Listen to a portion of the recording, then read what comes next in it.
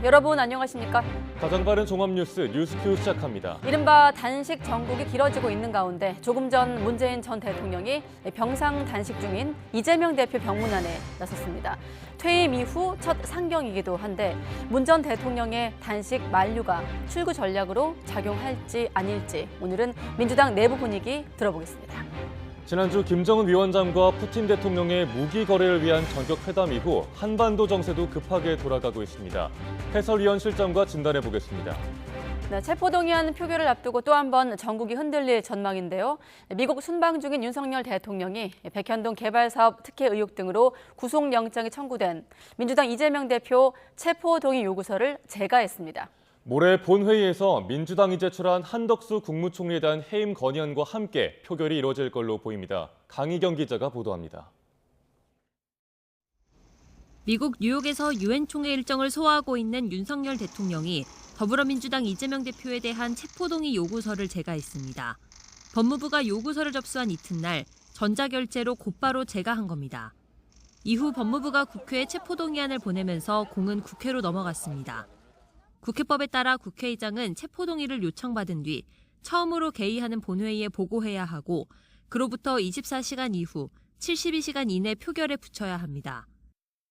내일 국민의힘 윤재욱 원내대표의 교섭단체 대표연설이 열리는 국회 본회의에 보고되면 모레 본회의에서 체포동의안이 표결될 것으로 보입니다.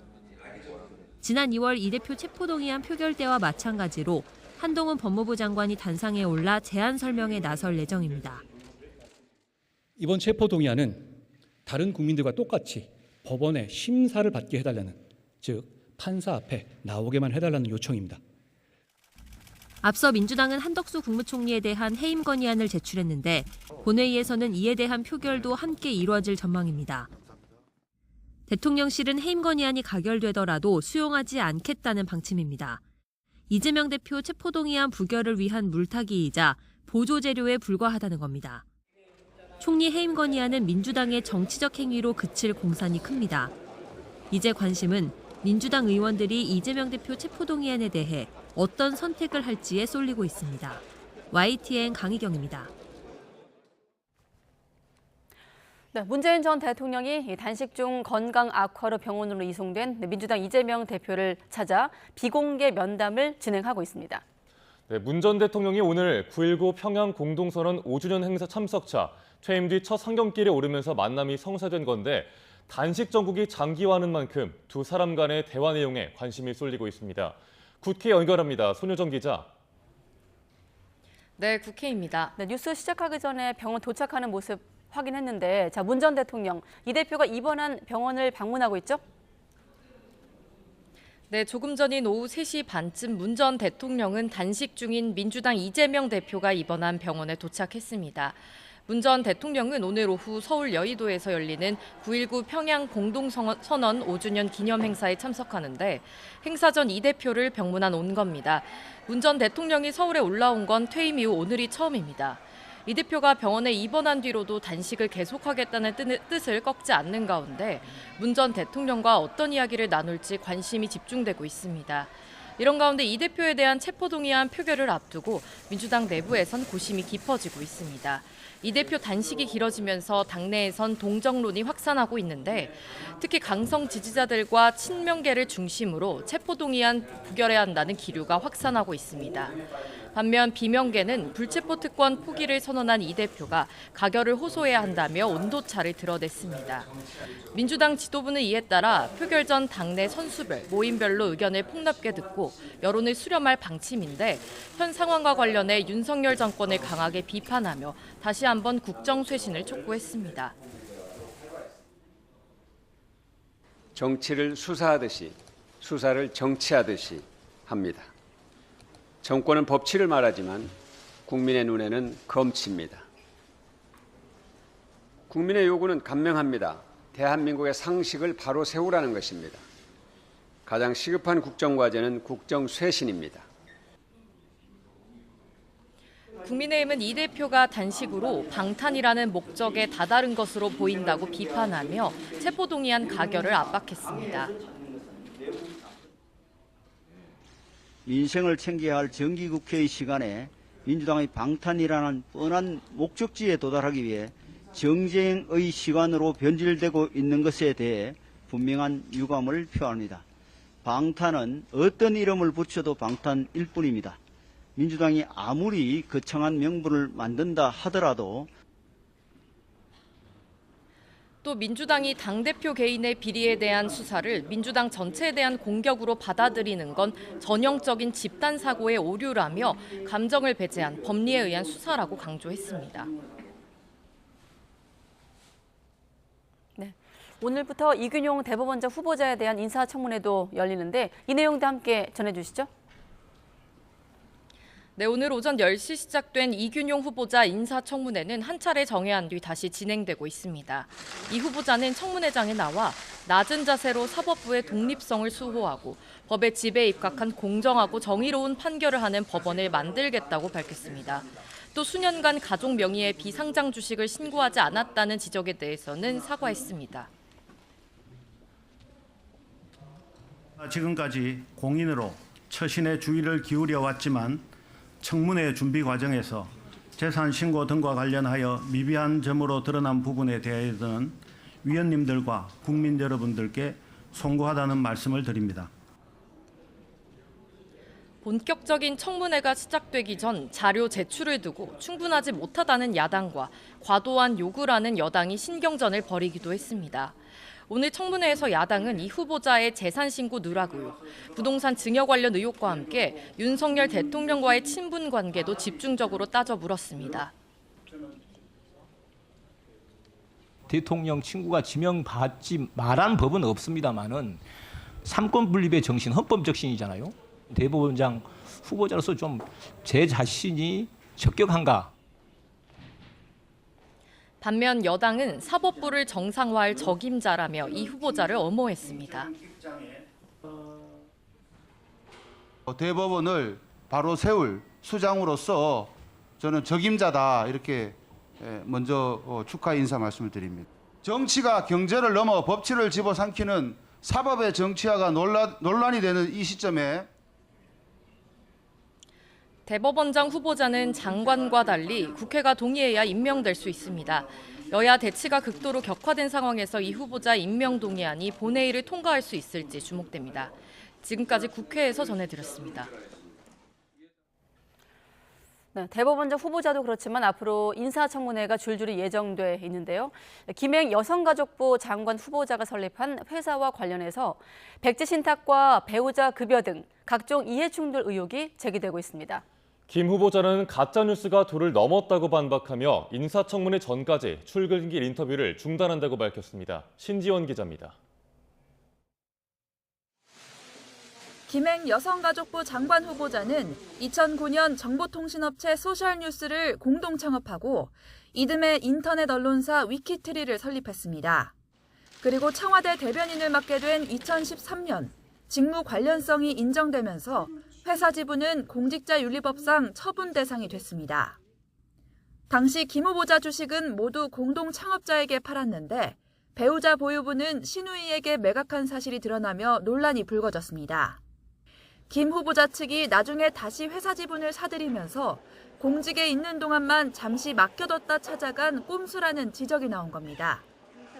김 후보자는 2018년 무렵 주주들의 요청으로 회사를 다시 인수하게 됐다며 공직자윤리법상 이해관계자가 아닌 신우이에게 지분을 넘긴 건 문제가 아니라고 밝혔습니다. 회사 경영에 개입할 수 있는 주식의 수도 아니었었고요. 제가 오늘 당시의 회사 실적을 전부 다 공개하겠습니다. 정말 아무도 살 사람이 없었습니다. 그래서 저희 신우이가 얘기했습니다. 30년 이상 시어머니를 모시고 산 게 너무 고마워서 내가 떡 하나 주겠다. 그러나 자신과 상관없는 회사가 됐다던 기존 해명은 어긋났습니다. 청와대 대변인 시절 위키트리의 정부 광고 수주 건수가 6배 증가했다는 의혹에 대해 김 후보자는 당시 뉴스 소비 문화가 변화한 영향이라고 해명했습니다. 김 후보자가 2016년부터 다시 운영사 임원을 지내고 수천만 원 급여를 받은 점은 의혹을 키웠습니다. 배우자의 신용카드와 현금 지출이 최근 5년간 0원이라는 보도에 대해선 단순한 신고 누락이라며 신용카드 내역서를 공개했습니다. 연말 소득 공제 신고 시에 소득 공제가 누락되었을 뿐입니다. 일단 삼성카드 하나만 급하게 뽑아왔습니다. 김 후보자는 김건희 여사와의 친분설 등 각종 의혹을 거듭 부인하면서 가짜뉴스가 도를 넘었다고 말했습니다. 또 반박 자료를 모두 공개하겠다며 인사청문회 전까지 출근길 약식 회견을 중단하겠다고 밝혔습니다. YTN 신지원입니다. 민주당 이재명 대표 신병 확보에 나선 검찰이 백현동 사업 과정에서 이 대표가 직접 특혜 제공을 지시했다고 구속영장에 적시한 걸로 전해졌습니다. 검찰은 이 대표 구속영장 청구서에서 성남시장 시절이던 2015년 유동규 전 성남도시개발공사 사장 직무대리에게 로비스트 김인섭 씨가 백현동 사업에 끼어있으니 신경 좀 써주라는 취지로 말했다고 적었습니다. 이 대표가 성남시에 손해를 끼치고 민간 사업자 측에 특혜를 제공한 배임 동기로는 로비스트였던 김 씨와의 친분과 더불어 200억 원 가운데 절반을 이 대표가 약속받았다는 민간업자 진술을 함께 담은 걸로 알려졌습니다. 또 다른 혐의인 대북송금 의혹과 관련해선 2018년 9월 남북 정상회담 특별수행단에서 제외된 이 대표가 차기 대선 주자의 정치적 입지를 다지기 위해 직접 여러 차례에 걸쳐 방북을 추진했다고 범죄 배경 사실을 적시했습니다. 네, 대형 입시학원 등에서 돈을 받고 문제를 판 현직 교사 가운데 24명이 실제 수능이나 모의평가 출제에도 참여한 사실이 적발됐습니다. 취재기자 바로 연결해 보겠습니다. 김연아 기자. 네, 사회정책부입니다. 네, 사교육 업체에 문항을 판매한 다음에 수능 출제위원으로 참여했다. 자, 수능 공정성에 의심이 갈 수밖에 없는 대목인데 적발된 내용 알려주시죠. 네, 먼저 적발된 교사는 24명입니다. 학원 등의 문항을 만들어 판 뒤에 수능이나 모의평가 출제에 참여한 교사가 4명, 그리고 이들 중 2명을 포함한 교사 22명은 출제위원 참여 뒤 사교육 업체에 문항을 판 것으로 드러났습니다. 이들 중에는 5억 원 가까이 받은 사례도 있었고 억대 돈을 받은 교사도 다수였다는 설명입니다. 교육부는 우선 문제 판매 사실을 숨긴 채 출제위원으로 참여한 4명은 수능 업무방해 혐의로 즉시 고소하기로 했습니다.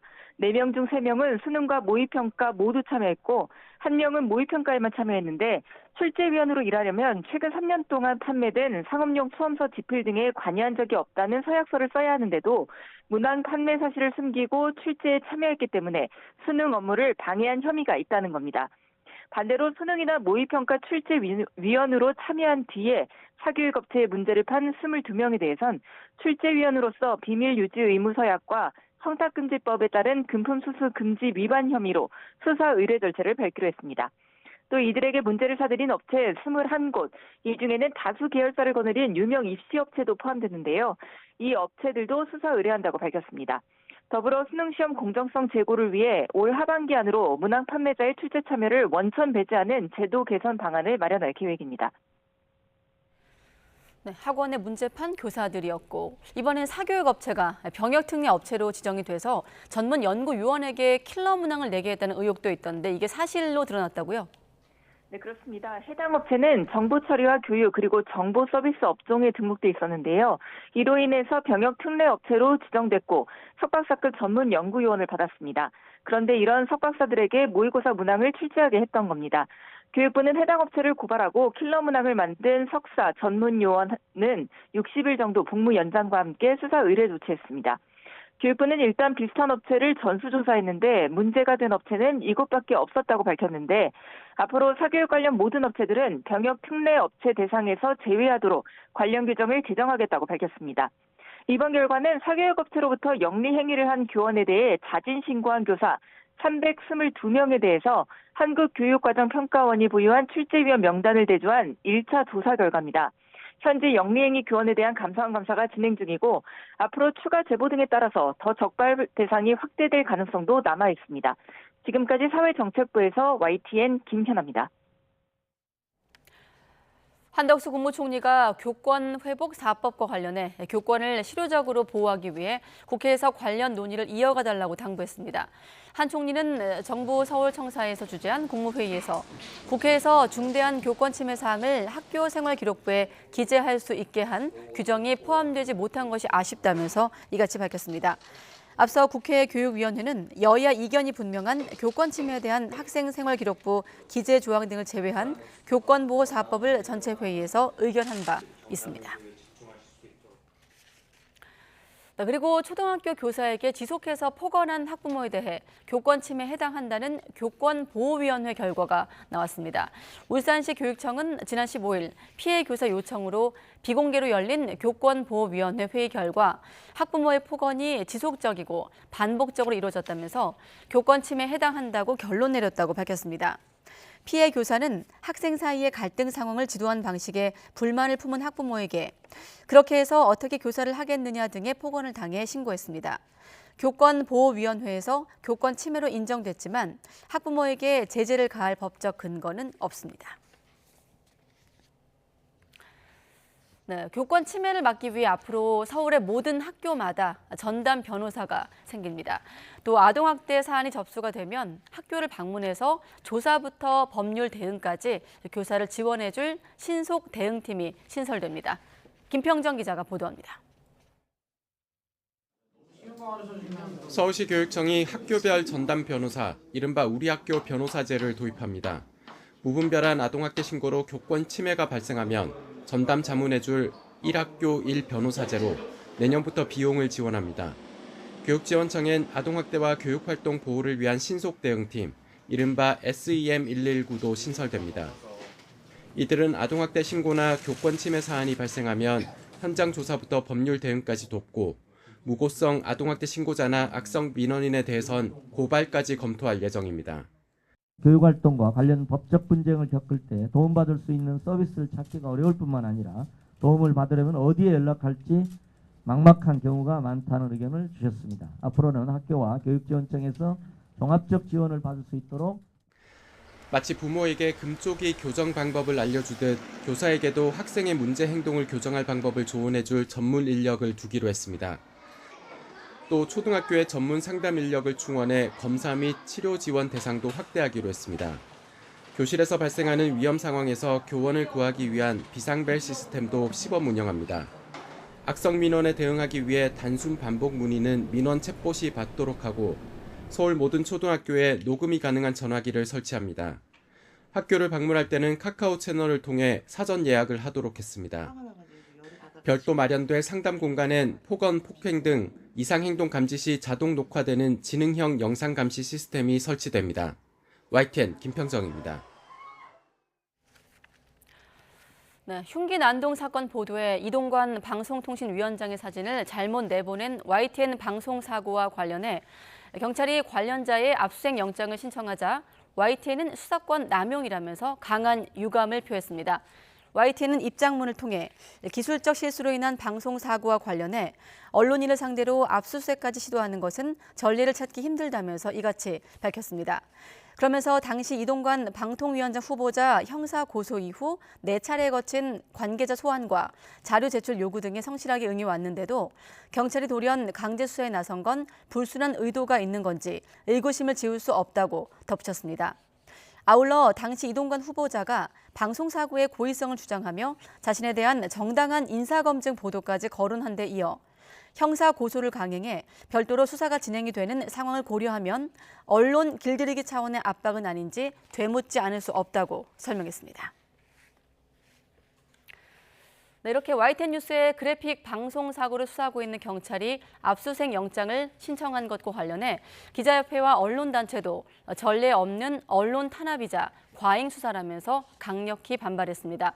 전국 언론노조 YTN 지부와 YTN 기자협회 등은 오늘 서울 마포경찰서 앞에서 기자회견을 열고 경찰이 최근 편집부 PD 등 3명에 대해 압수수색 영장을 신청한 것은 폭압적인 언론 탄압이자 보여주기식 엄포라고 비판했습니다. YTN 지부는 생방송과 관련된 모든 기술적 자료를 제출하고 관련자들이 출석을 해서 당시 사고 경위를 자세하게 소명했지만 경찰이 돌연 압수수색 영장을 신청했다고 지적했습니다. YTN 기자협회도 이동관 방송통신위원장 인사검증 단독 보도를 했던 기자들까지 강도 높은 조사를 받고 있는 상황에서 휴대전화까지 확보하려는 시도가 불순한 의도를 의심케 한다고 강조했습니다. 방송통신심의위원회가 주요 지상파 방송과 종합편성 채널의 뉴스타파 김만배 씨 인터뷰 인용 보도에 대해 과징금 부과라는 가장 높은 수위의 징계를 하기로 했습니다. 방심위 방송심의소위원회는 KBS와 JTBC, YTN의 뉴스타파 김만배 씨 인터뷰 인용 보도에 대해 관계자 의견 진술을 듣고 과징금 부과를 의결했습니다. SBS에 대해선 문제 없음 결정이 나왔고 MBC는 의견 진술 연기 요청을 했습니다. 해당 방송사에 대한 과징금 부과 결정과 액수는 오는 25일 전체 회의에서 확정됩니다. 라임 환매 중단 사태 핵심 인물인 김봉현 전 스타모빌리티 회장이 2심에서도 징역 30년을 선고받았습니다. 재판부는 김 전 회장이 피해자들에게 막대한 손해를 끼치고도 반성하지 않고 도주와 탈옥을 시도했다며 질책했는데요. 취재기자 연결해 자세히 알아봅니다. 김철희 기자. 네, 서울고등법원입니다. 네, 김봉현 전 회장의 항소심 선고 내용 전해주시죠. 네, 오늘 서울고등법원에선 특정경제범죄가중처벌법상 횡령 혐의 등으로 기소된 김 전 회장의 2심 선고가 있었습니다. 항소심 재판부는 1심이 유죄로 판단한 김 전 회장 혐의들을 그대로 유죄로 인정했는데요.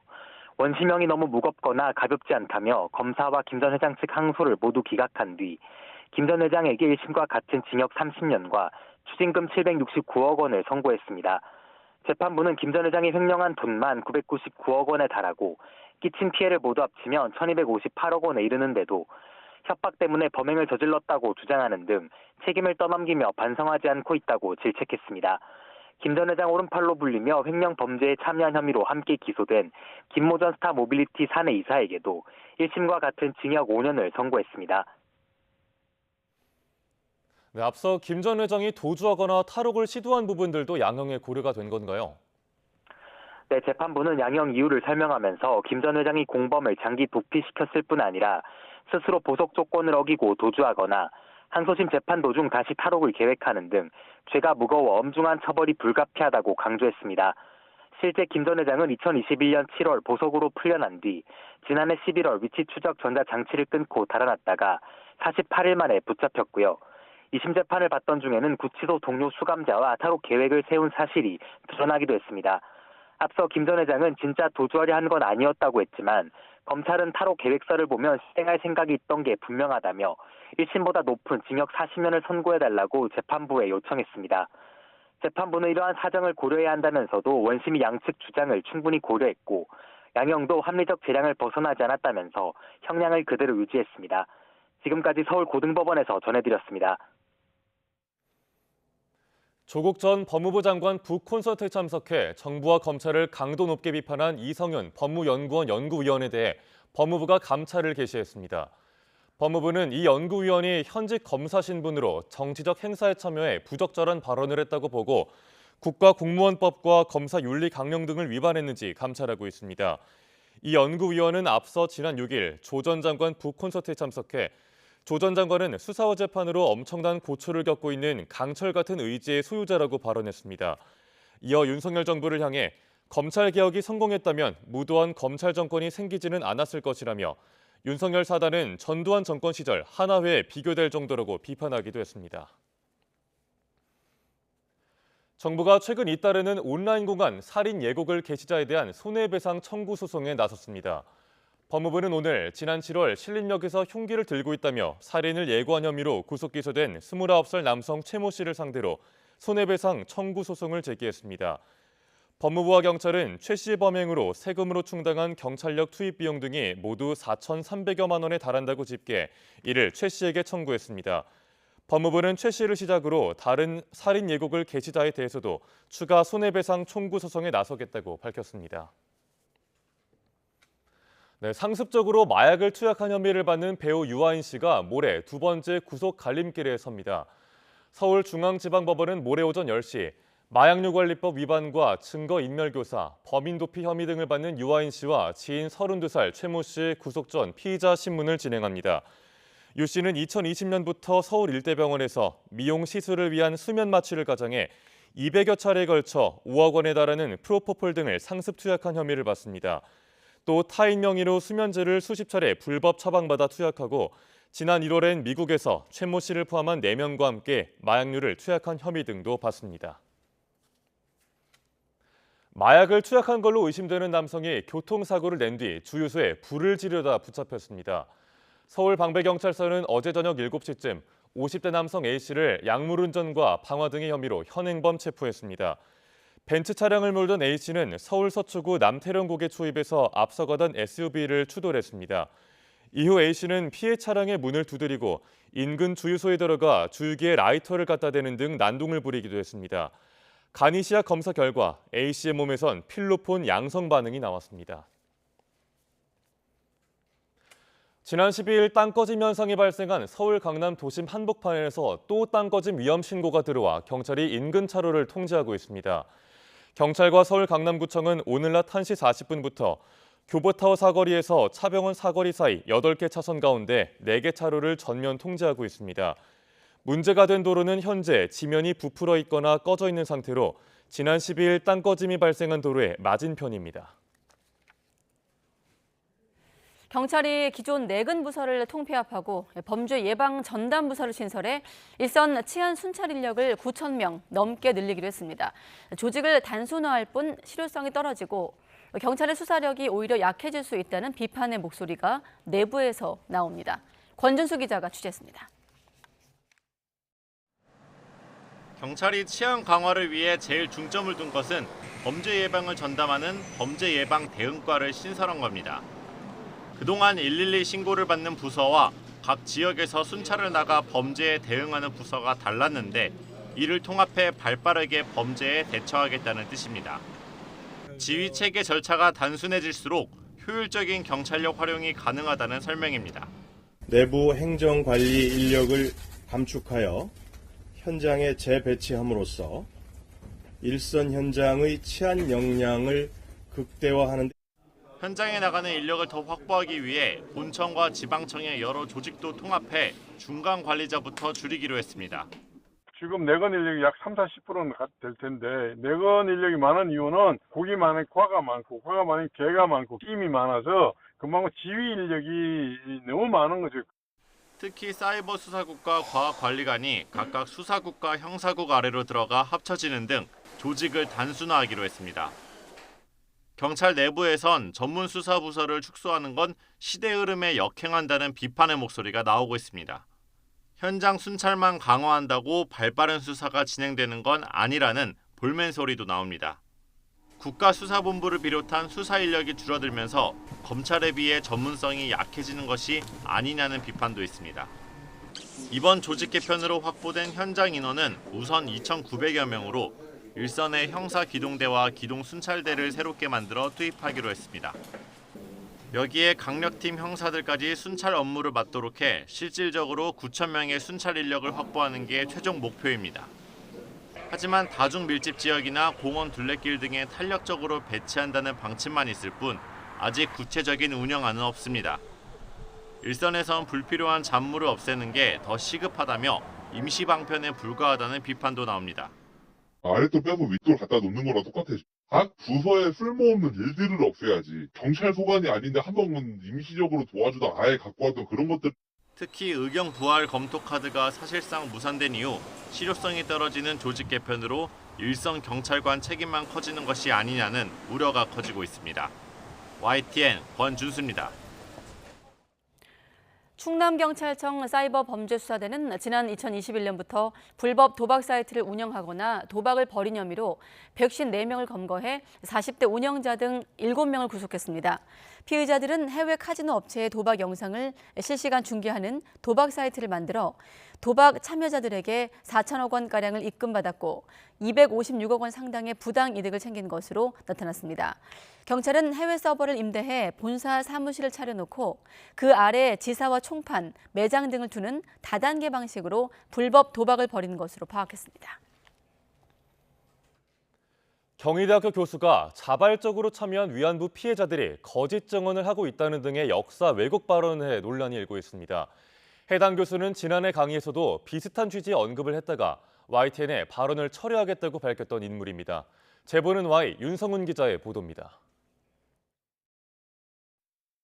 경희대 철학과 최모 교수는 올해 1학기 전공 필수인 서양 철학의 기초 강의에서 일본군을 따라가 자발적으로 매춘을 한 사람들이 위안부라고 주장했습니다. 위안부 피해자들이 거짓 증언을 한다는 뜻이냐는 학생의 질문엔 거짓이라고 잘라 답합니다. 거짓이. 그 사람들 말 하나도 안 맞아요. 자발적으로 한 사람들이에요.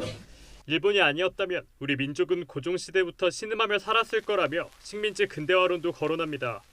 일본이 들어오기 전에 우리나라 수도에서는 근대화가 뭔지 개념도 말도 없었어요. 근대화가 말도 없었어요. 일본 사람들이 줘서 우리가 배운 거예요, 그거.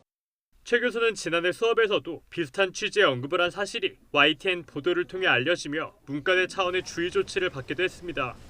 또 당시엔 자신의 말을 철회하겠다고 했는데 1년도 안 돼 또 역사 왜곡 발언을 한 겁니다. YTN 취재진이 연락하자 최 교수는 처음엔 그런 말을 한 적이 없다며 부인했습니다. 아니에요. 그거 내가 한 말 아니에요. 그거 다. 그거 내가 한 말 아니에요. 그러나 녹취록이 있다는 것을 알게 되자 참과 거짓 개념을 가르치는 과정에서 참의 사례로 든 거라고 말을 바꿨습니다. 그러면서 지난해 YTN의 발언을 취소하겠다고 한 건 자신이 틀렸다고 판단해서가 아니라 기사화를 막기 위해서였다고 설명했습니다. 철학과 재학생들과 졸업생들은 최 교수가 기초 상식을 부정하는 망언을 일삼는다며 강하게 반발합니다. 1학년 모두가 꼭 들을 수밖에 없는 그런 전공 기초 수업에서 하시는 부분에 대해서 조금 저도 다른 학생들도 마찬가지고 저도 좀 마음에 들지 않는. 역사학계 역시 한국 근대화의 시작을 일제 지배에서 찾는 건 근거 없는 주장이라는 입장입니다. 우리가 역사학자 입장에서 보면은 다 그거는 근거 없는 얘기들이에요. 자기 어떤 정치적인 그 주장을 뒷받침하기 위한 어떤 일부의 어떤 그런 글 같은 거라든가 주장을 참조해가지고 그걸 마치 정당한 것처럼 이렇게 얘기하는 것 같아요. 위안부 관련 시민단체도 국제적으로 공인된 피해 사실을 왜곡하며 피해자들을 모욕하는 처사라고 비판합니다. 이견의 대립이라고 할 수가 없어요. 그런 사실에 대해서 사실 교수가 자기의 교수의 지위를 이용해서 그렇게 학생들에게 허무맹랑한 그 부정과 혐오와 모욕의 발언을 한 것이거든요. 경희대 측은 최 교수에 대해 학교 차원의 조치가 가능한지 법률적으로 검토하고 있다고 밝혔습니다. YTN 윤성훈입니다. 대법원 양형위원회가 스토킹 범죄와 미성년자에게 마약을 판매하는 범죄에 대한 양형 기준을 신설합니다. 양형위는 어제 전체 회의를 열고 스토킹 처벌법 위반 행위 가운데 흉기를 휴대한 스토킹과 잠정 조치 불이행 등 4개 범죄에 대한 별도 양형 기준을 설정하기로 했습니다. 또 최근 마약류 관련 범죄가 늘고 있는 만큼 미성년자에게 마약류를 팔거나 제공하는 범죄의 양형 기준을 새로 마련하기로 했습니다. 아울러 해외에서 대마를 들여오거나 파는 범행은 관고 형량이 조금 더 높은 범죄로 분류하도록 기준을 조정합니다.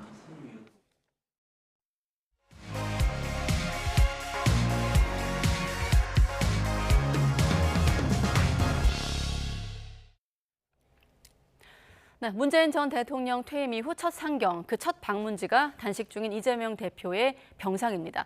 아직 면담 메시지가 들려오지 않고 있는데요. 오늘 병문안이 이재명 대표의 단식을 끝낼 변수가 될지 관심이 커지고 있습니다. 체포동의안 표결을 앞둔 민주당 내부 분위기 들어보겠습니다. 김의겸 더불어민주당 의원 연결해 보겠습니다. 네, 의원님 안녕하십니까? 네, 안녕하세요. 네, 안녕하십니까? 아까 3시 반쯤에 이제 병원에 도착을 해서 들어가는 모습까지 저희가 확인을 했는데 아직 메시지가 나오지 않고 있거든요. 혹시 중간에 뭐 연락 같은 거 받으신 게 있습니까? 아니요, 아직 못 받았습니다. 3시 아. 반부터 한 30분 동안 예. 말씀을 나눴기 때문에 그 내용을 두 의원이 좀 정리를 해서 네. 공개적으로 브리핑하는데 좀 시간이 걸리는 것 같습니다. 아무래도 9.19 그 공동선언 그 행사가 5시이기 때문에 문 전 대통령은 병원에서 이동을 했겠군요. 네, 5시에 행사이기 때문에 네. 이미 떠나셔서 행사장에 이미 아직은 도착은 안 하셨겠네요. 네, 배석한 인사들을 중심으로 브리핑이 있으면 저희가 중간에 한번 연결을 하기로 하고, 자, 문 전 대통령이 네. 이재명 대표 지금 단식 20일 차인데, 자, 병문안 어떤 의미가 있다고 보십니까? 일단은 이재명 대표의 단식이 길어지고 상황이 안 좋아지고 있기 때문에 이재명 대표에 대한 건강에 대한 우려, 또 단식을 만류하는 그런 말씀을 하셨을 것으로 생각이 됩니다. 그러나 그 외에도 문재인 대통령과 이재명 대표가 저렇게 손을 잡고 같이 있는 모습만으로도 네. 당의 단합과 단결을 보여주는 모습으로 비치지 않을까 그렇게 기대를 합니다. 네, 지금 의원님 옆으로 화면에도 이재명 대표가 병상에 누워 있고 손을 잡고 있는 문 전 대통령 모습, 두 사람 모습이 지나갔는데 아무래도 문 전 대통령의 첫 상경도 관심입니다만 말씀하신 대로 단식 중이기 때문에 어떤 이재명 대표의 단식을 좀 끝낼 수 있는 어떤 해결사가 되지 않을까 이런 기대도 있던데 의원님은 어떻게 보십니까? 네, 우선 순서로 본다면요. 9.19 5주년 행사를 하자라고 하는 것은 문재인 정부의 장관들 또 청와대 출신들이 먼저 이야기를 하고 준비를 해왔습니다. 네. 그런데 최근에 문재인 대통령이 참석하기로 결정을 하시고 오시면서 이재명 대표 단식 만류를 위해서도 지금 병원을 찾으신 건데요. 네. 그런데 모르겠습니다. 이재명 대표가 단식을 하는 각오가 워낙 결연하고 그래서 문재인 대통령의 요청을 받아들일지 그건 발표를 들어봐야 알 것 같습니다. 네, 의원님 생각은 어떠십니까? 어떻게 전망하고 계세요? 전망이요. 어려운데 저는 문재인 대통령의 요청을 받아들여서 단식을 중단하고 당의 제일 전면에서 좀 싸워주시기를 기대를 하고 있는데 네. 안 받아들여지시는 거 아닌가 오히려 그쪽에 조금 저는 전망을 하고 있습니다. 단식에 대한 의지가 좀 높다 이렇게 좀 생각하신다로 정리를 하겠습니다. 워낙 목숨 걸고 하는 단식이라서요. 네. 문 전 대통령 얘기 하나만 더 하고 이재명 대표 얘기로 넘어가겠습니다. 최근에 현안들에 대해서 메시지가 좀 뚜렷해지면서 내년 총선 역할로까지 좀 부각되고 있거든요. 자, 이번 병문안 이후 문 전 대통령 행보는 어떻게 좀 예상할 수 있을까요? 총선에서 역할을 하실 거다라고 하는 건 좀 너무 나간 이야기고요. 예. 일부에서 문재인 대통령이 현안에 대해서 많은 말씀을 하시는 거 아니냐 이렇게 받아들이는 분도 계신데 네. 한번 꼼꼼하게 들여다보면 그 말씀하시는 내용들은 대통령 재임 중에 굉장히 심혈을 기울여서 했던 일들 그런 일들이 윤석열 정부에서 훼손이 됐을 때 그런 경우에 한정해서 말씀하시고 발언을 하시는 겁니다. 네. 전임 대통령, 퇴임 대통령으로서의 위치 그걸 벗어나려고는 하지 않는다. 그게 문재인 전 대통령의 생각이라고 보시면 될 겁니다. 네, 알겠습니다. 시간이 제한적이라 지금 두 사람의 만남 이후에 어떤 브리핑 내용은 저희가 다시 한번 속보로 전하기로 하고 체포동의안 전망으로 좀 바로 질문을 드리겠습니다. 지금 일단 민주당에선 어떤 식으로든 당론으로 정하지는 않겠다는 입장을 밝혔습니다만 언론 보도를 보면 부결의 정당성은 좀 갖춰져 가고 있다라는 게 어떤 이를테면 친명계를 포함한 지도부 시각인데 어떻게 예상하십니까? 네, 처음에는 뭐 가결 쪽으로 가야 되는 거 아니냐라는 의견들도 당내 의견들도 많았었는데 네. 지금은 부결 쪽 의견이 훨씬 압도적으로 좀 많은 것 같습니다. 그리고 이제 당론으로 정하느냐 하는 문제는 사실 이게 비밀 투표이기 때문에 네. 당론으로 정하는 건 별 의미는 없다라고 생각합니다. 그것보다는 당의 많은 의원들이 마음을 하나로 모으는 것 그게 더 중요하다라고 생각을 합니다. 네, 표결이 지금 상황에선 21일 본회의 표결 가능성이 높은 상황인데 그 전에 한두 번 의총 연다고 들었거든요. 자, 그럼 그 자리에서 어떤 걸 논의하게 되는 건가요? 어제 오늘 사이에 이제 당 지도부라고 하는 것은 이제 원내대표를 중심으로 해서 여러 단위의 의원들을 만나서 의견을 수렴하고 네. 앞으로 어떻게 방향을 잡아갈 것인가를 지금 현재 이야기를 하고 있는 거고요. 내일 오후에 아마 의총이 잡혀 있는 것 같습니다. 예. 그러면 그동안 어제 오늘 사이에 또 내일까지 모인 의견들을 내일 의총을 통해서 총 결집을 하고 당의 방향을 정하지 않을까 싶습니다. 네, 알겠습니다. 아까 압도적으로 좀 부결 분위기가 높아졌다고 말씀하셨습니다만 여전히 당내 일부에서는 가결에 대한 의견도 있는 게 존재하는 게 사실이고 또 이를테면 이재명 대표에게 아예 좀 가결을 먼저 나서서 주문해 달라 이런 주문도 있던데 여기에 대해서는 어떻게 생각하십니까? 네, 일부 의원들이 그런 말씀을 하시고 그 말씀에는 일정 정도 논리적인 타당성이 있다라고 생각을 합니다. 네. 하지만 이게 정상적인 검찰이고 정상적인 수사가 진행된 상태라면 그렇게 볼 수도 있지만 지금 그동안 진행되어 온 그 검찰의 수사 국민들이 다 알고 있지 않습니까? 예. 그리고 최근에 검찰 수사의 진행 상황을 보면 그 불손한 의도가 너무나 명백하기 때문에 그런 정상적인 상황, 통상적인 상황에서의 검찰 수사로 받아들일 수 없다. 그쪽으로 의원들의 의견들이 더 많이 지금 쏠리고 있는 것으로 저는 파악을 하고 있습니다. 네. 자, 그러면 가결이든 부결이든 지금 파장이 상당할 텐데 지난번에 한번 경험을 했기 때문에 지금 저희가 내놓은 제목처럼 방탄과 분열을 좀 피할 묘수, 의원님은 좀 어떤 고민을 하고 계십니까? 네, 박광원 원내대표가 그런 표현을 하셨죠. 예. 가결은 분열이고 부결은 방탄이다. 사실 민주당이 굉장히 어려운 처지에 있습니다. 여기에서 그런 올가미를 한 번에 벗어날 수 있는 묘수는 없다고 생각합니다.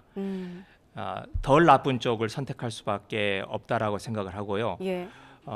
방탄은 비판을 받을 수밖에 없겠지만 만일 우리가 가결을 하게 될 경우에는 당이 굉장히 어려운 상황에 빠질 거다. 이건 올가미 수준이 아니라 벼랑에서 떨어지는 그런 상황에 처하게 될 거다. 그리고 이건 이재명 대표 개인의 문제도 아니고 민주당 의원들만의 문제도 아니라고 생각을 합니다. 네. 민주당의 존폐가 걸려 있는 문제고 대한민국의 민주주의와 관련된 문제이기 때문에 덜 나쁜 선택을 할 수밖에 없는 거 아닌가 그렇게 생각을 합니다. 네, 덜 나쁜 선택이라고 말씀하셨고 자, 네. 여권에선 여전히 단식 명분에 대한 의구심이 많은 것 같습니다. 한마디로 방탄용 단식이다 이렇게 좀 보는 시각이 많은 것 같은데 일부에선 불구속 기소가 이재명 대표의 목표다 이런 주장도 있던데 어떻게 생각하십니까? 네, 그런 소리를 안 들으려고 그런 비판을 받지 않으려고 이재명 대표와 민주당에서 계속 회기가 아닐 때 국회가 열리지 않을 때 영장을 청구를 해달라라고 해서 국회 진행되는 걸 끊고 회기가 아닌 것을 잡지 않았습니까? 네. 그런데 검찰이 굳이 그걸 피해가면서 그렇다고 무슨 새로운 검찰의 증거가 나오는 것도 아니고 수사가 진척되는 것도 아닌데 굳이 회기에 영장을 청구한 것은 민주당을 분열하고 민주당을 이간질하려고 하는 불손한 의도다. 이렇게 저희들이 생각할 수밖에 없기 때문에 정면으로 그러한 올가미를 벗어날 수밖에 없는 거 아닌가 그렇게 생각을 합니다.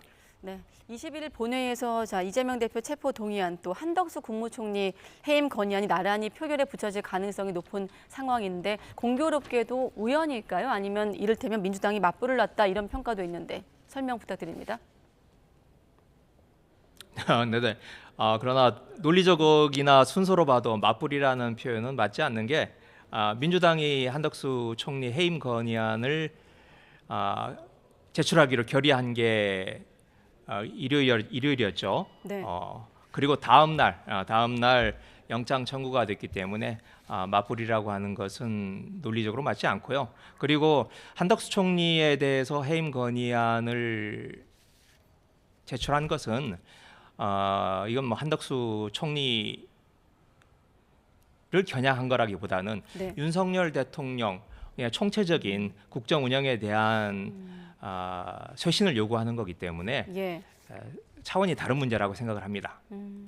네, 알겠습니다. 자, 오늘은 김의겸 더불어민주당 의원과 함께 민주당 내부 분위기 한번 들어봤습니다. 의원님, 오늘 말씀 고맙습니다. 네, 고맙습니다.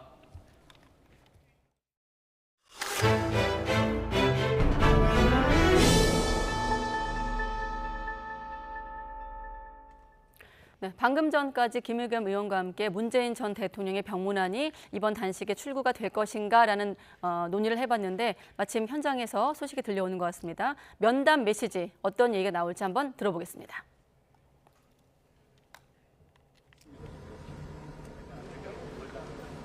안녕하십니까. 더불어민주당 대변인 한민수입니다.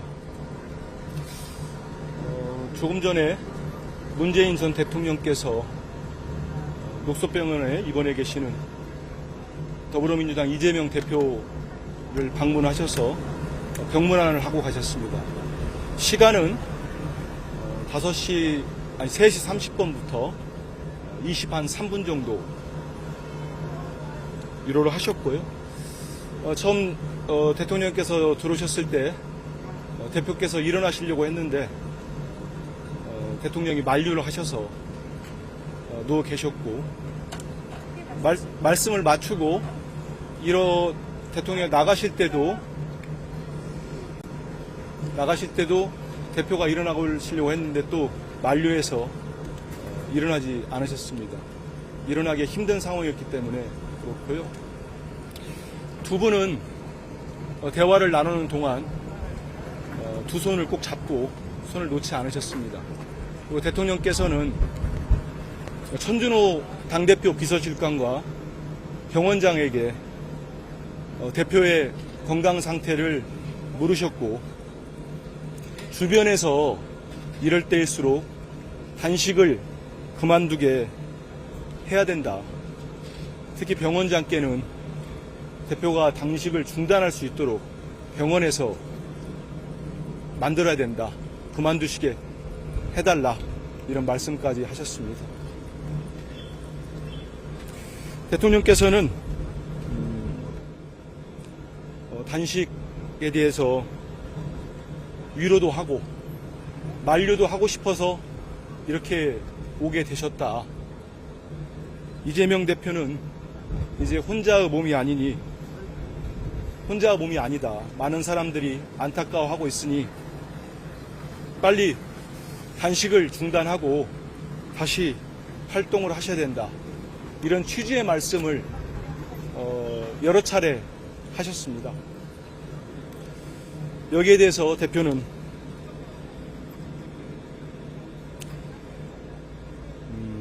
끝없이 떨어지는 나락 같다.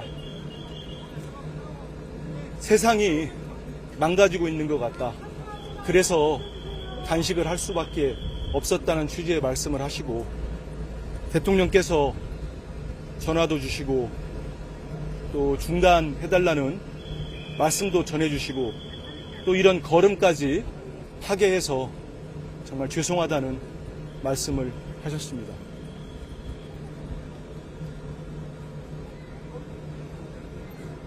예, 이상 두 분의 말씀 취지를 설명드렸습니다.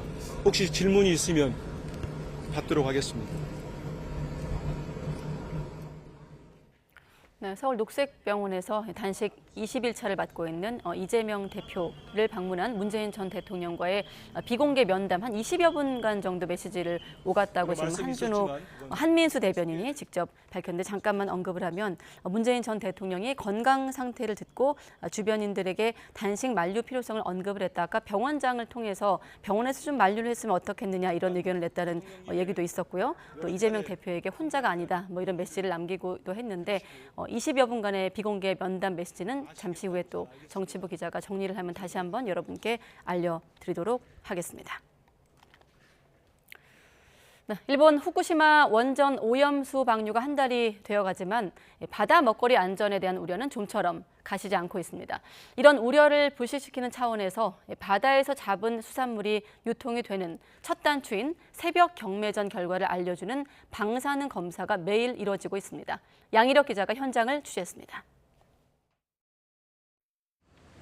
새벽 3시, 전국 최대 어시장으로 꼽히는 부산 공동 어시장. 경매를 앞두고 어종과 크기별로 선별 작업하느라 분주한 사이 또 다른 손길이 바쁘게 움직입니다. 서로 다른 조업구역에서 잡아올린 고등어와 삼치, 갈치를 수거봉투에 담아 봉인지로 꽁꽁 감쌉니다. 경매에 나갈 수산물이 방사능 기준치를 넘는지 신속하게 측정하기 위해 시료를 채취하는 겁니다. 선별로 주호 배구를 파악을 합니다. 그래서 주호 배구가 같이 겹치는 어선은 제외를 하고 주호 배구가 다른 어선에서 대표 품종 세 품종을 각 한 품종씩 그렇게 샘플을 하고 있습니다. 어시장에서 가져온 생선은 먹을 수 있는 살 부위로 1kg을 발라낸 뒤 곱게 갈아 측정 장비에 넣습니다.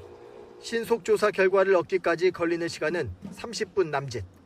국내 식품 방사능 검사는 국제 기준이나 미국보다 10배 이상 엄격한 기준을 적용하고 있습니다. 시속 검사 같은 경우는 올해 이제 8월 21일부터 이제 본격적으로 시작했고요. 지금 한 1,100건 정도 했고 모두 다 적합이었습니다.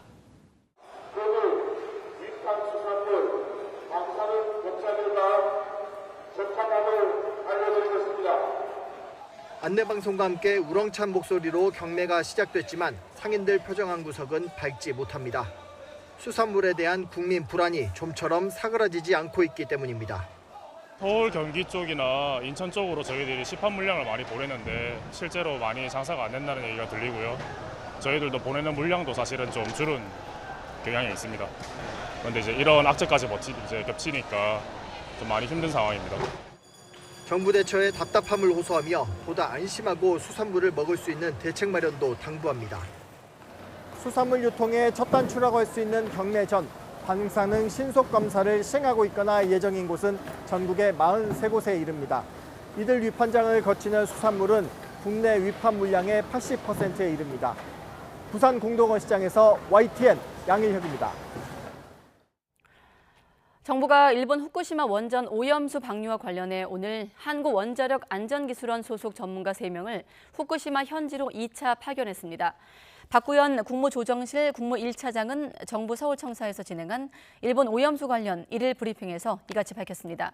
박 차장은 IAEA 현장 사무소 방문과 본부 연결 화상회의 등을 통해서 IAEA와 주요 점검 활동을 공유하고 발전소 방류시설 가운데 중앙감시 제어실과 해수배관 해더를 방문할 예정이라고 설명했습니다. 이어 1차 방문 때는 도쿄전력이 공개하는 각종 자료를 확인했다면서 이번엔 1차 방류와 2차 방류 사이 휴지기에 방문해 일본이 방류 관련 이행을 어떻게 하고 있는지 살펴보게 될 것이라고 밝혔습니다. 올여름 유난히 덥고 습한 날씨로 전력 수요가 많았지만 전력 수급엔 큰 어려움이 없었습니다. 정부는 원전 가동이 전력 수급 안정에 큰 역할을 했다고 밝혔습니다. 보도에 박홍구 기자입니다. 지난 7월의 기록적인 장마와 8월 무더위 속에 지난달 7일 오후 5시 전력 수요가 절정을 기록했습니다. 93.6기가와트로 역대 여름철 전력 수요 가운데 최고였습니다. 하지만 전력 수급은 안정적으로 유지됐습니다. 확보된 전력 공급 능력이 104.3기가와트로 지난해 피크 때보다 4.6기가와트가 많았습니다. 그에 따라 예비 전력도 10.7기가와트로 지난해보다 더 여유가 있었습니다. 피크 당시 발전원별 기여도를 보면 원전과 태양광이 지난해보다 증가한 반면 석탄과 LNG는 감소했습니다. 다만 태양광은 날씨에 의존할 수밖에 없어 변동성이 큽니다. 따라서 기저전원인 원자력의 확보가 중요한데 올여름 피크 때는 지난해 말 가동을 시작한 신한울 1호기가 가세해 21기의 원전이 역대 여름철 최대 발전량을 기록했습니다. 햇빛이 비칠 때만 태양광이 발전이 되잖아요. 그래서 개통에는 굉장히 아주 부담스러운 존재죠. 먼저 우리가 이제 늘 있는 보아를 기저보아라고 그러는데 하루 24시간 늘 있는 산업용 같은 경우에는 기저보아는 원전이 담당하고요. 산업통상자원부는 전력 수급을 안정적으로 관리하려면 재생에너지의 예측 가능성을 확보하는 게 중요하다며 올해 말 제주도에서 시범 운영하는 재생에너지 입찰 제도를 전국으로 확대할 계획이라고 밝혔습니다. YTN 박홍구입니다.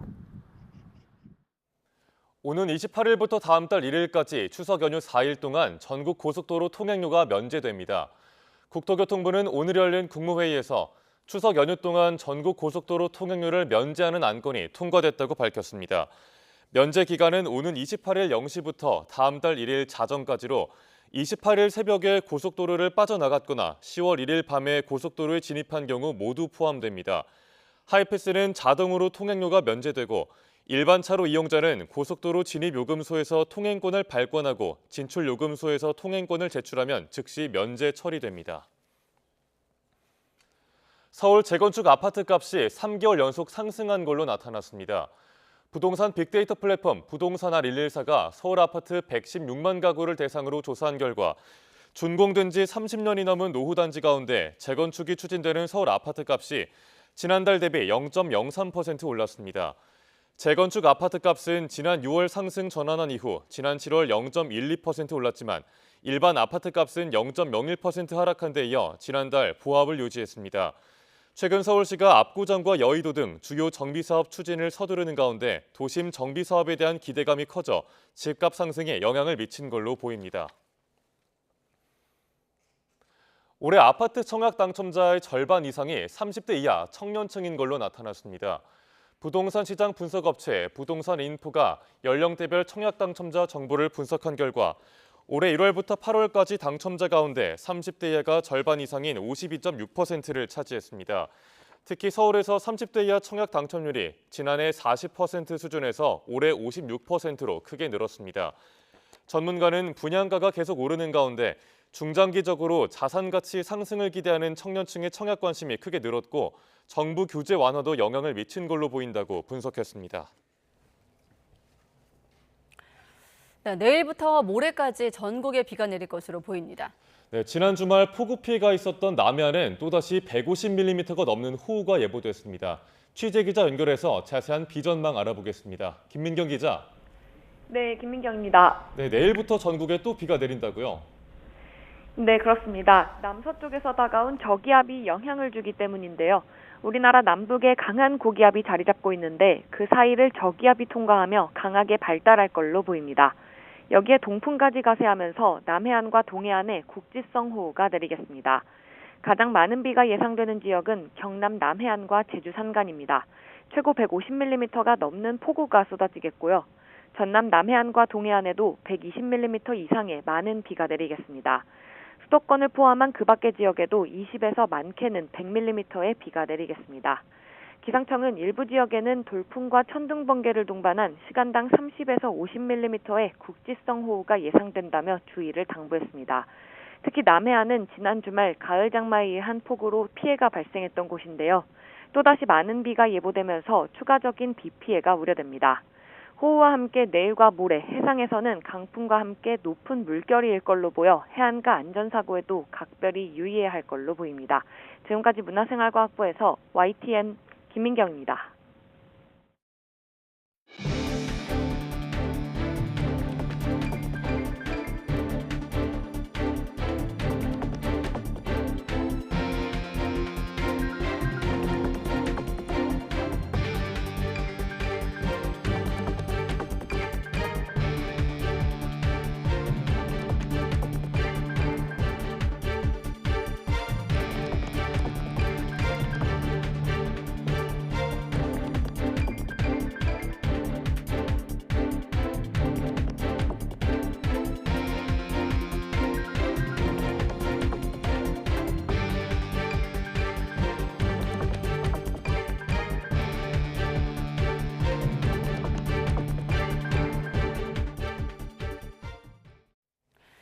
네, 윤석열 대통령의 유엔 총회가 열리는 미국 뉴욕에서 2030년 부산 세계 박람회 총력전에 나섰습니다.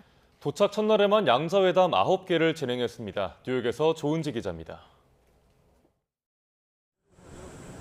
윤석열 대통령이 유엔 총회가 열리는 미국 뉴욕에 도착했습니다.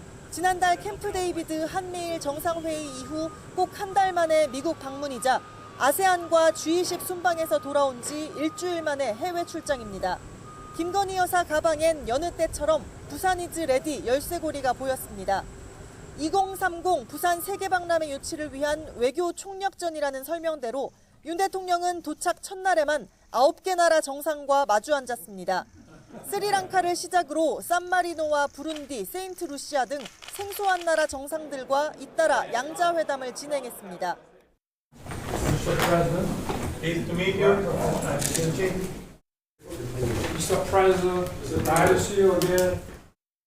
회담장에는 어김없이 부산 홍보책자가 배치됐고 엑스포 유치전을 총괄하는 장성민 미래전략기획관이 배석했습니다.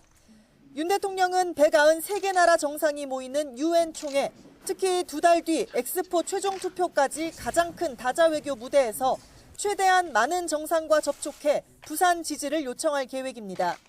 가장 앞서 있다는 사우디 리야드를 넘어 반전 드라마를 쓰기 위해 30개 이상 최대 45개 나라와 만날 예정입니다. 윤 대통령은 뉴욕 이틀째에도 콜롬비아와 가나, 모나코 등 여러 정상과 만나 부산 홍보 총력전에 나섭니다. 대통령실은 엑스포 유치도 다양한 양자 회담도 결국은 국민 먹고 사는 문제, 즉 경제와 맥이 닿아 있다고 설명했습니다. 뉴욕에서 YTN 조은지입니다. 5박 6일의 러시아 방문 일정을 마친 김정은 북한 국무위원장은 러시아로부터 공격형 무인기를 선물받고 귀국했습니다.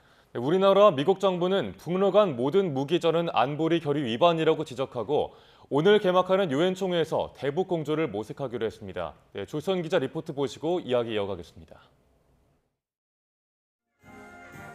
북한은 김정은 국무위원장이 5박 6일의 러시아 방문 일정을 마치고 18일 새벽 귀국했다고 밝혔습니다. 북러 접경 하산역을 통과해 두만강을 건너며 귀국 인사를 보내기도 했다고 전했습니다. 푸틴 동지와 러시아 정부와 인민들과의 동지적 우위와 친선의 유대를 더욱 두터이 하시고 조로 관계 발전에 새로운 장을 열어놓으시었습니다. 국제사회의 경고에도 북한과 군사적 밀착 행보를 보인 러시아는 김 위원장에게 공격형 드론 5대 등을 선물로 건넸습니다. 이에 대해 미국 국무부는 북러 간 어떤 무기 이전도 유엔 안보리 결의 위반이라며 러시아도 직접 찬성했던 결의안들이라고 지적했습니다. 안보리를 포함해 여러 유엔 회의장에서 이 문제를 제기한다는 방침입니다. 이와 함께 북러 무기 거래를 지원하려는 개인과 단체에 대해 제재를 부과한 데 이어 필요시 새로운 제재도 망설이지 않을 것이라고 강조했습니다. 우리 외교부도 러시아의 드론 선물은 안보리 결의 위반일 가능성이 크다며 미국 등 우방국들과 공조를 강화하면서 대응 조치를 취할 것이라고 밝혔습니다.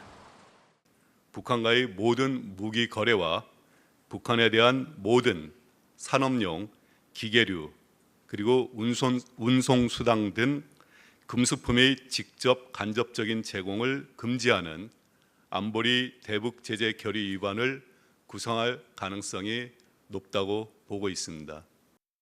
북러의 군사협력 강화에 대해 우리 정부는 이번 유엔 총회에서 거듭 경고를 보내고 국제사회의 단호한 대응을 촉구할 예정입니다. YTN 조수연입니다. 네, 방금 유엔 총회에서도 한미가 대북 규탄에 나설 예정이라고 했는데요. 이렇게 지난주 김정은 위원장과 푸틴 대통령의 무기 거래를 위한 전격 회담 이후 한반도 주변 정세가 급박하게 돌아가고 있습니다. 네, 미국과 중국의 외교 사령탑이 비공개로 만난 데 이어 미국과 중국, 그리고 중국과 러시아 간 연쇄 정상회담도 예상되고 있습니다. 이런 가운데 김정은 위원장의 중국 방문 가능성도 거론되고 있는데요. 강성웅 해설위원실장과 함께 조금 더 알아보겠습니다. 네, 어서 오십시오. 네, 저희도 이제 그 과정을 쭉 일련의 과정을 보도했는데 일단 지난주 푸틴 대통령을 만나 김정은 위원장 북한으로 복귀를 한 상태죠? 네, 그렇습니다. 어제 오후쯤에 도착을 한 것 같고요. 네. 어제 새벽쯤에 이제 그 두만강을 통과한 것 같고요. 푸틴 대통령과는 13일 날 만났고 또 우주기지, 전투기 생산 공장, 핵잠수함 생산 공장, 그다음에 블라디보스토크의 러시아 태평양 함대까지 둘러보고 8박 9일 동안의 일정을 마쳤습니다. 네, 근데 이번 러시아 방문 일정 동안에 북러 양측의 공동 성명이나 기자회견은 따로 없었는데 그래도 네. 무기나 군사용 기술 거래가 이루어졌다고 봐야 될까요? 그렇습니다. 뭐 이렇게 만나놓고 그걸 부정할 수는 없겠죠. 뭐 우주기지까지 간 정도니까요. 네. 무기 공장을 다 갔고, 그다음에 이제 회담 당일날 그 페스코프 크렘린 대변인이 그렇게 얘기를 했습니다. 이 북한과 러시아의 전면적 관계, 이것은 군사협력, 안보 분야에서의 현안과 관련된 의견 교환, 그리고 민감한 분야에서의 대화, 공조, 이것을 암시한다라고 얘기했습니다. 그러니까 문장으로 만들거나 문서로 만든 건 없지만 혹은 있을 수도 있습니다. 비밀리에. 네. 그것을 공개화하지 않고 이것을 진행하겠다라는 것을 밝힌 거고요. 또 그리고 또 뭐 이 두 나라가 주권 국가이기 때문에 다른 나라는 신경 쓰지 않겠다 이렇게 얘기를 했고요. 뭐 이거를 근데 대신 문서로 만들지 않겠다고 얘기했을 뿐이지 합의는 뭐 충분히 했을 것 같다 이렇게 판단하는 게 맞을 것 같습니다. 네. 유엔 안보리 제재는 어떻습니까? 러시아가 이거를 무시하겠다는 건가요? 어떤 입장입니까? 무시하겠다는 겁니다. 이게 성명으로 발표하지는 않습니다. 강대국이 보통 이런 행태를 보이는데 이것을 무시해놓고 무시하지 않은 것처럼 넘어가려고 그러는 거죠. 그런데 이 강대국들이 중국이나 러시아가 하는 행태를 보면 이것을 자국 매체에 설명하는 형식을 빌리는 경우가 있는데요. 이번에도 그런 형식을 빌었다고 저는 보고 있습니다. 그 라브로프가 이렇게 얘기를 했습니다. 그러니까 일요일 날 러시아 완 TV라는 그 방송이 러시아 매체인데 거기에 이렇게 얘기를 했습니다. 제재는 안보리가 한 거지 러시아가 한 게 아니다. 네. 좀 황당한 말입니다, 사실. 그러니까 안보리의 상임이사국 5개 중에 중요한 나라가 러시아인데 그건 안보리가 한 거지 러시아가 하지 않았다. 이런 말은 황당하게 짝이 없는 말인데 이렇게 얘기를 했고, 항의를 하려면 우리한테 하지 말고 안보리에 가서 하라.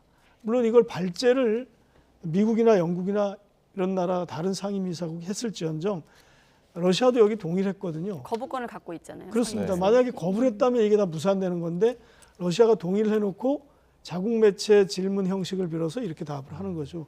그러니까 이 제재를 무시하겠다는 건데 문서로 남기지는 않습니다. 중국도 이런 경우를 종종 볼 수가 있는데 또 이런 얘기도 했습니다.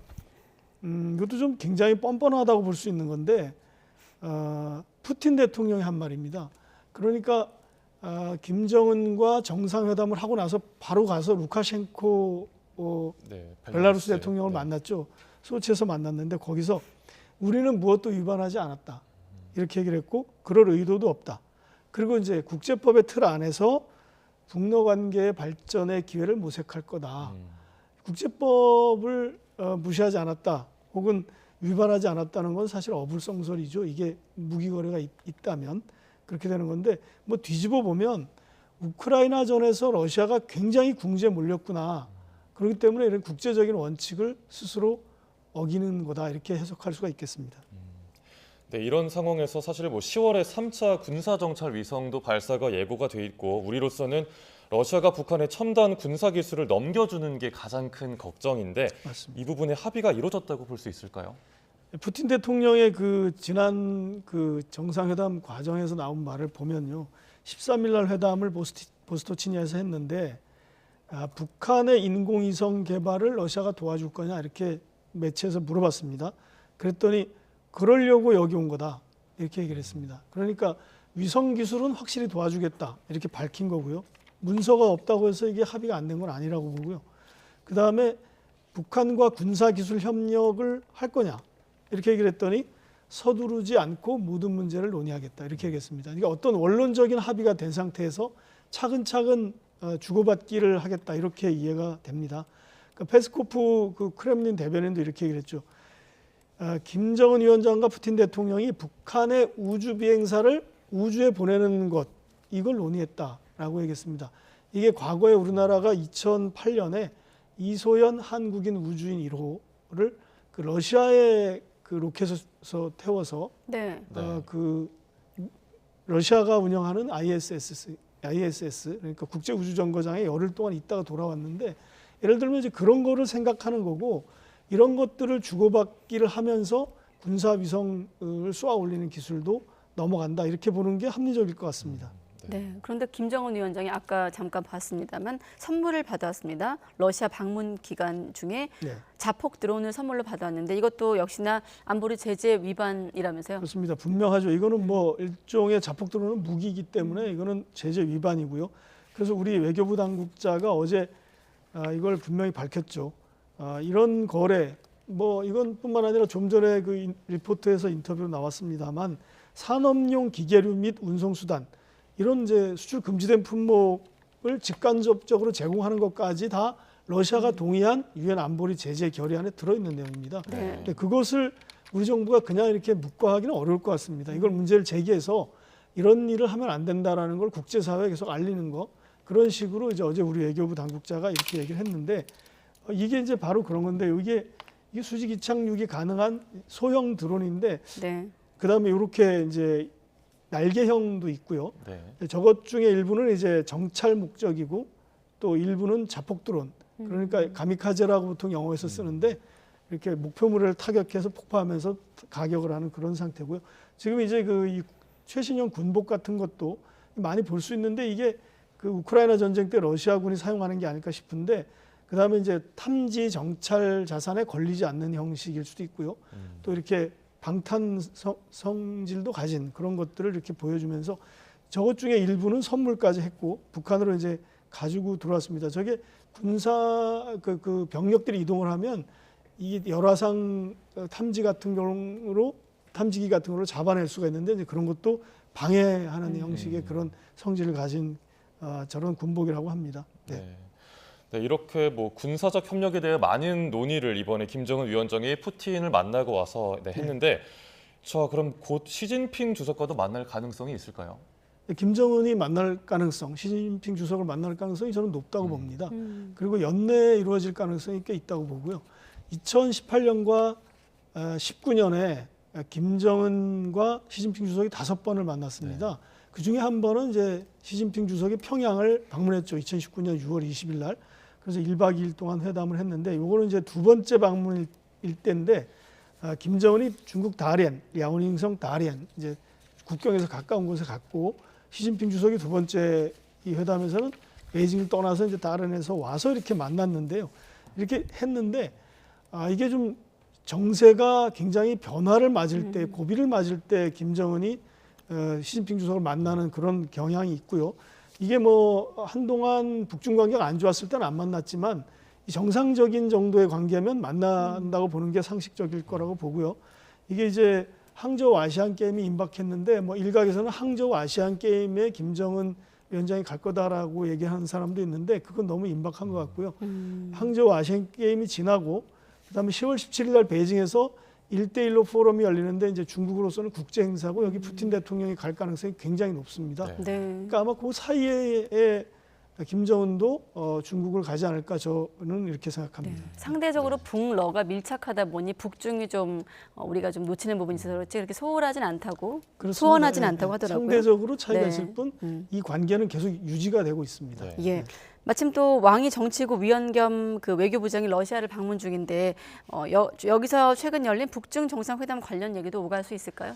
그렇습니다. 저는 어느 정도 이게 북한과 러시아가 무기 거래를 구체함으로써 국제사회에 충격을 던졌고 그것이 중국에게도 굉장히 예민한 사안이기 때문에 만난 사람이 라브로프다 이렇게 볼 수 있을 것 같습니다. 일단 라브로프로서도 중국과 러시아의 긴밀한 관계를 고려하면 중국에게 이걸 설명할 어떤 그 책임이 있습니다. 어떤 상황이고 어떻게 해나가겠다는 거다라는 것을 강대국 간에는 보통 설명을 합니다. 이런 주변 국가의 관계를 그런 면에서 설명을 이미 한번 만났는데 했을 거라고 보고 러시아와 충분한 교류를 할 거다 이렇게 생각하면 될 것 같습니다. 네. 근데 이렇게 왕이 부장이 모스크바를 방문하기 직전에 미국의 그 설리번 국가안보 보좌관과 몰타에서 따로 만났다. 네, 이런 기사가 나왔는데 최근 미국과 중국 관계가 그럼 좀 개선되는 추세 아닌가요? 그렇습니다. 이게 지금 5월 달인가요? 6월 달이죠. 블링컨 장관이 베이징에 가서 시 주석도 만나고 이제 친강 당시 외교부장도 만났어요. 근데 그것을 계기로 4명이 연달아 장관급이 가서 중국과 대화를 했습니다. 이제 미국이 바라는 거는 이게 어떤 가드레일을 벗어나는 형태로 갈등이 대결로 가고 대결이 충돌로 가면 안 되겠다는 건데 어떤 이 갈등 상황을 좀 잡아주는 그런 역할을 하기 위해서 장관들이 4명 갔고 이 과정에서 중국도 안 되는 건 안 되는 거고 되는 건 되는 거다. 되는 거는 열심히 협력하자라는 정도로 합의가 됐고 미국과 중국 관계는 어느 정도 이렇게 궤도를 이탈하지 않는 정도 안으로는 들어온 것 같다 이렇게 볼 수가 있고요. 블링컨 장관이 또 현재 미국을 방문하고 있는 한정 부주석, 전에 이제 권력서열 7위 안에 들었던 사람인데 이 사람이 이제 부주석으로서 미국을 갔습니다. 유엔 총회를 이제 시 주석 대신 참석하기 위해서 갔는데 거기서 블링컨 장관을 만났어요, 따로.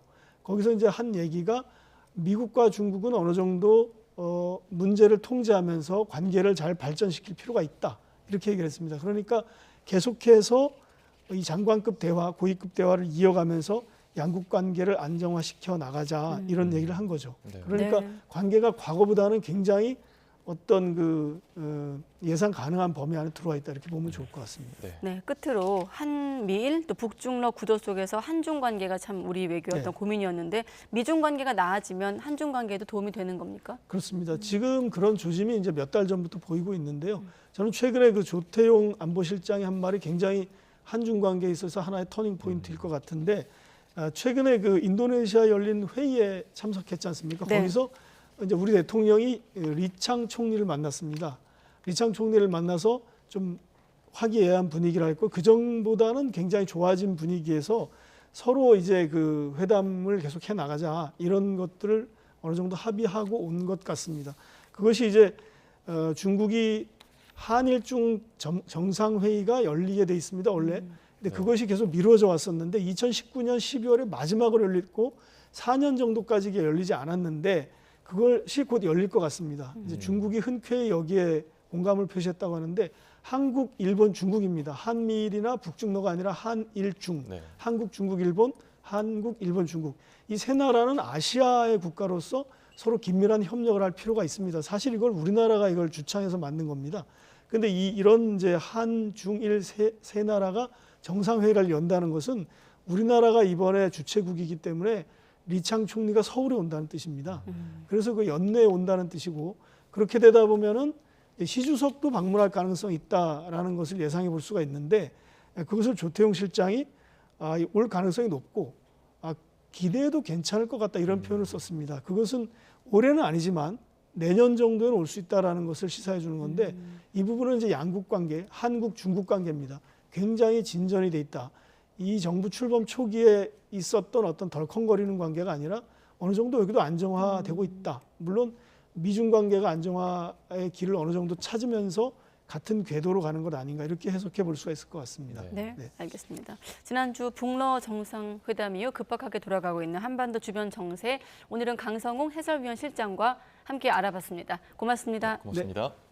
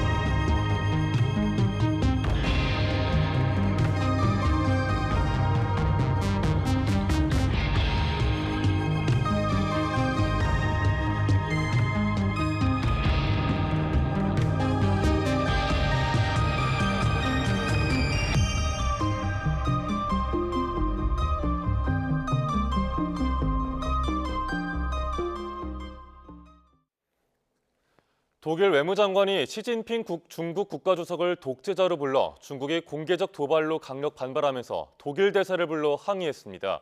독일은 유엔 안보리 확대 추진으로 상임이사국 후보로 거명되고 있습니다. 이종수 기자입니다. 중국에 대해 강경 입장을 보여온 아날레나 베어보크 독일 외무장관. 시진핑 중국 국가주석을 독재자로 지칭해 중국과 외교적 파장을 불러일으켰습니다. 베어보크 장관은 최근 미 폭스뉴스와 인터뷰에서 우크라이나 전쟁에 관해 언급하던 중 푸틴 러시아 대통령이 이 전쟁에서 이길 경우 시진핑 주석과 같은 전 세계 독재자들에게 어떤 신호가 되겠냐면서 우크라이나가 이겨야 한다고 말했습니다. 중국은 이를 공개적 도발로 여기면서 중국지의 독일 대사를 초치해 강력 항의했습니다. 中方对德方的有关言论强烈不满，坚决反对。德方言论极其荒谬，严重侵犯中方政治尊严。 독일은 지난 7월 중국을 체제 라이벌로 간주하고 교역도 줄이는 대중 전략을 마련한 이후 강경 입장을 보여왔습니다. China has changed, and that's why our policy towards China also needs to change. To us, China is not only a partner, but also more and more competitor and a systemic rival. 독일은 중러 거부권 남용으로 유명무실화된 안보리의 확대 개편에서 상임이사국 후보로 거론되고 있습니다. 바이든 미 대통령이 이번 유엔 총회에서 제기할 안보리 상임이사국 추가 국가로 독일이 인도, 브라질, 일본과 함께 거명된다고 외신들은 보도하고 있습니다. YTN 이종수입니다.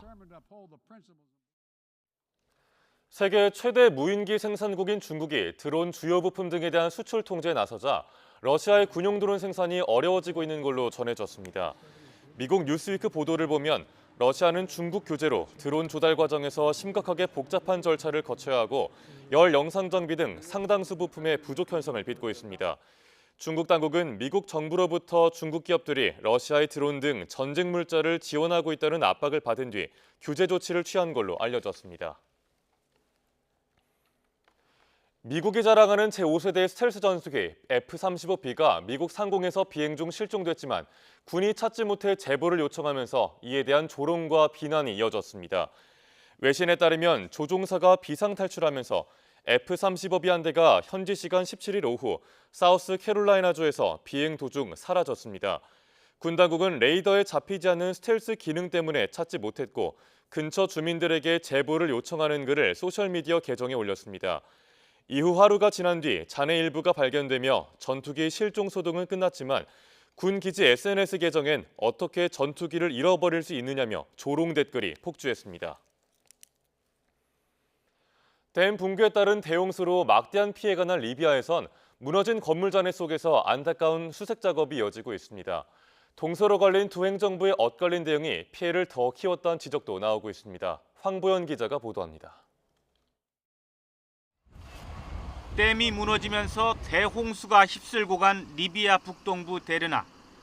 형체도 없이 사라진 건물 잔해를 원망하며 한 여성이 하염없이 울부짖습니다. يعرف لو نقدر نشيل قضية هذا لو نقدر نشيله بيدي لو نقدر نحوله أنا نحوله نطلع حتى جثة بس حتى جثة نضبطها نبحث له. 콘크리트에 깔린 것으로 보이는 남동생 가족들을 애타게 찾고 있는 이 여성. 눈에 선한 5명의 조카와 남동생 부부를 한 명 한 명 애타게 불러봅니다. تيم ويزن ولقمان وسالمة وتماضر حكيم وجوزته يا ربي يا ويلتينا يا ويلتي وينكم. 물폭탄이 지나가며 폐허로 변한 상점가에서는 힘겨운 복구 작업이 시작됐습니다. والله إن شاء الله إن شاء الله خير بإذن الله كل شيء إن شاء الله حيكون كويس بإذن الله لكن اللي راح مش عارف. 방치된 시신 등으로 인한 전염병 확산을 막기 위해 도심 곳곳에서 방역 작업도 실시됐습니다. 유엔은 현지 적신월사 자료를 기반으로 사망자가 10,000명이 넘는다고 발표했다. 하루 만에 세계보건기구 집계를 이용해 3,900여 명으로 정정했습니다. 생존자 수색이 진행 중인 만큼 정확한 희생자 규모 파악은 어렵다고 유엔 측은 설명했습니다. 막대한 인명과 재산 피해는 동서로 분열된 리비아 내정 혼란과 두 행정부의 엇갈린 대응으로 더욱 커졌다는 지적이 나오고 있습니다. 10년 넘게 이어진 정치 분열로 댐 유지 관리가 제대로 이루어지지 않아 쉽사리 무너진 데다 댐 붕괴 이후 대피하라, 집에 머물라는 엇갈리는 지시가 함께 내려진 것으로 주민들은 증언하고 있습니다. YTN 황보연입니다. 견과류 봉지 안에 숨긴 마약을 국내로 밀반입하고 유통한 일당 8명이 검찰에 넘겨졌습니다. 이들 모두 해외에 있는 고수익 아르바이트라는 미끼를 문 아르바이트생이었던 것으로 확인됐습니다. 윤태인 기자가 보도합니다. 모텔 객실에서 수색이 진행됩니다. 경찰관들의 눈에 든 건 바로 해바라기 씨 봉지. 안에서는 하얀 가루가 가득 담긴 비닐 지퍼백들이 나옵니다. 필로폰이 담긴 해바라기 씨 봉지입니다. 겉모습은 물론 촉감도 시판 제품과 비슷해 의심 없이 국내로 밀반입될 수 있었습니다.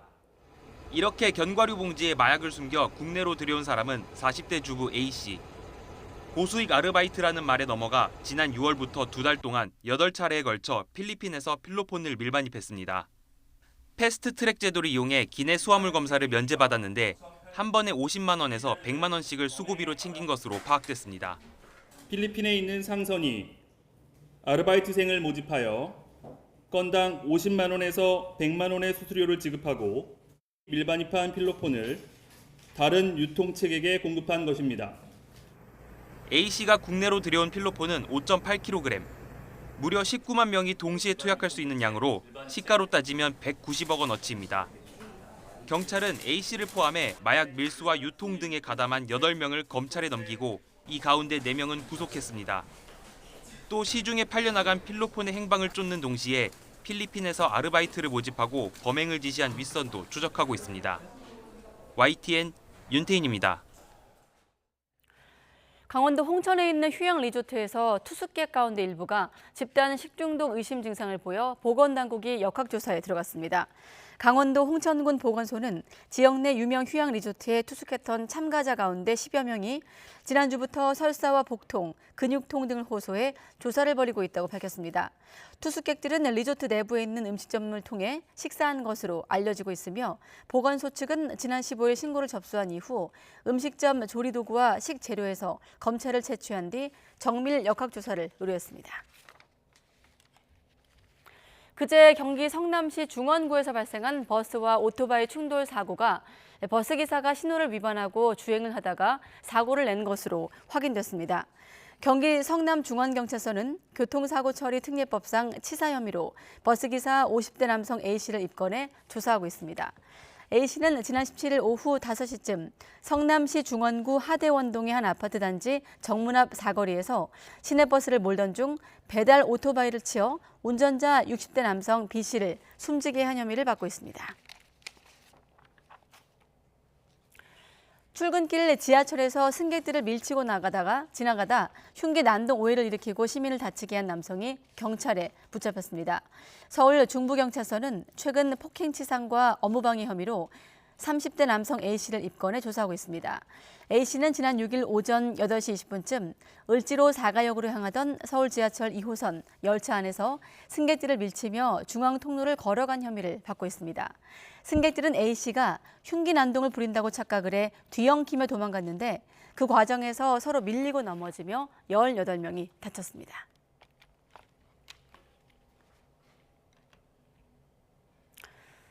네, 올해 초에 제정된 전북특별법에 따라 석 달 뒤면 전북특별자치도가 출범합니다. 다만 현재 법에는 상징적 조항이 대부분이어서 특별자치도가 정상 궤도에 오르기 위해선 구체적인 특례 내용을 담은 전부 개정안이 속히 국회 문턱을 넘어야 한다는 목소리가 나오고 있습니다. 김민성 기자가 취재했습니다. 전라북도는 지난해 전북특별법이 국회 본회의를 통과한 뒤 비로소 지역 발전에 물꼬를 텄다고 평가했습니다.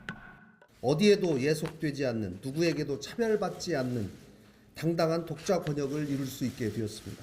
우리는 전북 발전에 새로운 기반을 마련했습니다. 당시 제정된 법은 설립 목적이나 다른 법과의 관계 등 상징적 조항 28개만으로 구성돼 사실상 제정 자체의 목적을 둔 법으로 해석됐습니다. 전라북도는 그 후속 조치로 지난 5월 구체적인 특례 1000여 개를 담은 전부 개정안을 발표했습니다.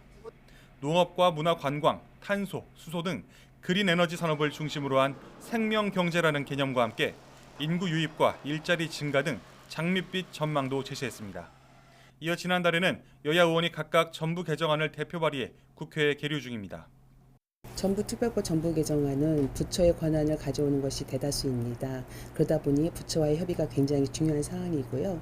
현재는 국무조정실과 도가 협력해서 전라북도는 지역 내 14개 시군을 순회하며 공무원과 도민들에게 개정 법안의 내용과 추진 상황을 설명하고 있습니다.